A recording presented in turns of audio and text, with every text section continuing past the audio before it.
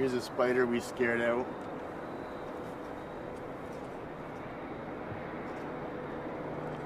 She's just going to be harmlessly wandering around.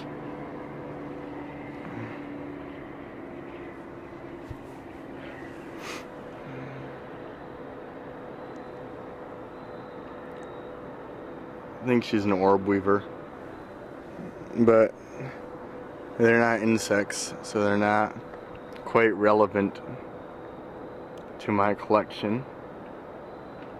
So I can let her just go back onto the flower.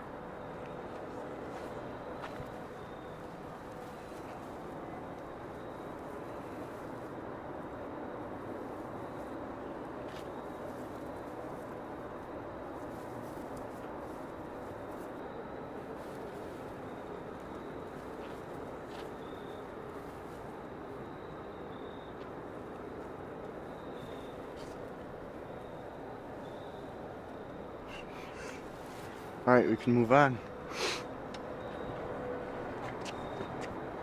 Here's a larger one.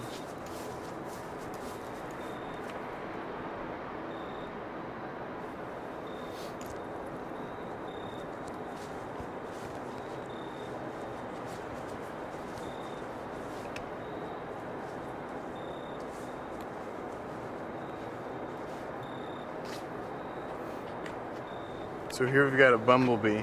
They're a bit larger, and they'll go out in a little colder weather. He's just chilling out there. Next, she. This one is a female. And then another fly. So I don't need the bumblebee. I'm gonna let her go. But the fly, where is she? I'm actually going to use another method instead of sucking her up with the respirator.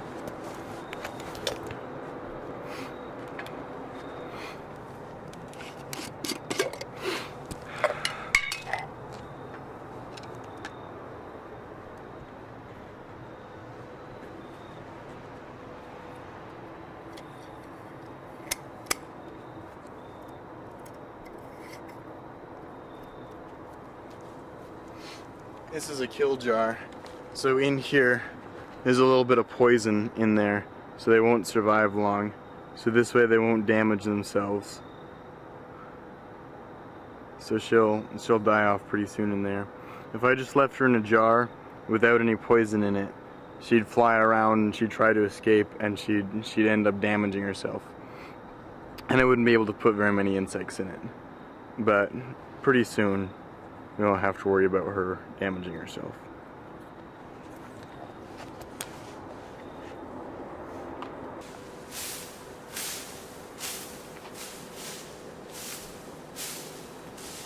This is a technique called sweep netting. So anything on this grass, hopefully I'll knock off into my net. And I ended with lots of grass seeds. Or there's something. There's a little thing right there. One there.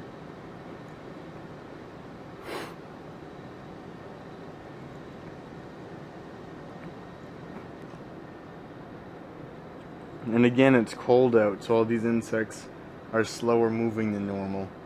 And the ones that fly have a little more trouble flying. So doing this now, I have a little advantage over them.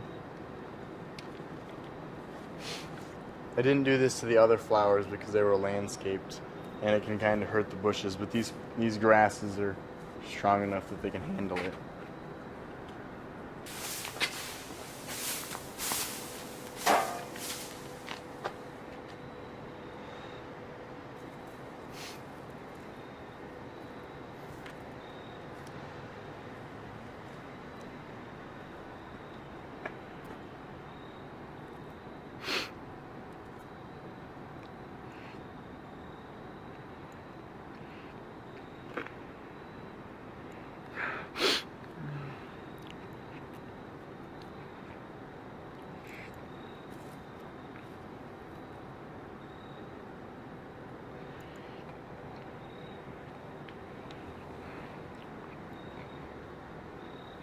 A lot of these are the same flies that I'm sucking up, but it never hurts to get more than one, in case one doesn't do well in the freezer, or when you're preserving it, or trying to pin it.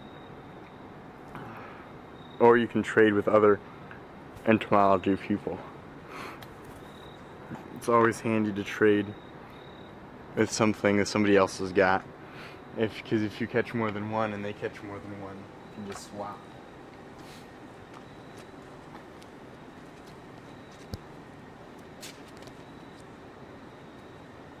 There's no food in this.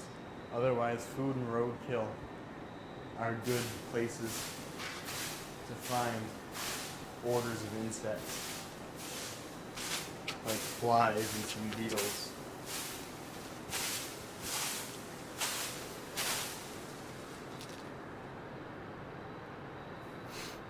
So as I'm trying to make a collection with as many families as possible, ants aren't the most useful insects to me.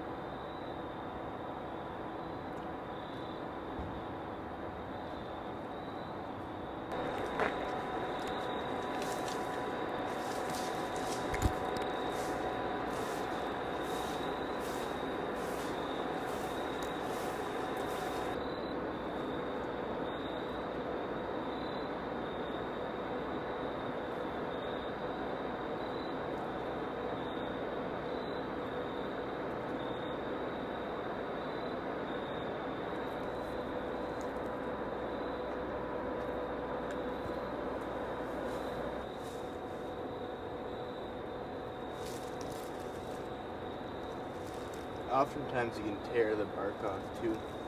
There'll be digesters that are starting on the wood inside, but haven't got to the bark yet because it's thicker. But this is freshly cut, so they've had enough time to start living underneath here, but they have not started digesting it quite yet.